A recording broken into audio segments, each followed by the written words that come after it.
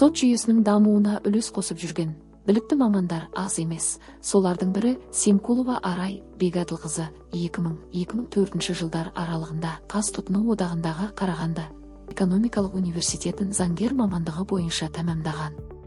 Кейін Қарағанды облысының қылмыстық істер жөніндегі мамандандырылған ауданаралық сотына 2010 жылдың маусым айынан бастап ауысып, осы уақытқа дейін бас маман, сот отырысының хатшысы қызметтерін атқарған.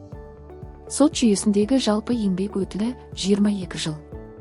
Бүгінгі күнде Арай Бегадылқызы сот мұрағатының бас маманы болып қызмет атқаруда. Негізгі міндеттеріне соттың мұрағатының жұмысын жүргізу, мұрағатқа істерді қабылдау, істердің сақталуын қамтамасыз ету, сот мұрағатына келіп түскен сұранымдарға уақытылы жауап беру міндеттері жүктелген. Арай Бегадылқызы Қарағанды облысы бойынша соттар әкімшісі, Қазақстан Республикасының сот әкімшілігі басшыларының құрмет грамотасымен марапатталған. Қызмет барысында өзін жауапкершілігі жоғары, өзіне жүктелген міндеттерді сапалы әрі уақытылы орындайтын маман ретінде көрсетті. Ұжым арасында сыйлы құрметке ие.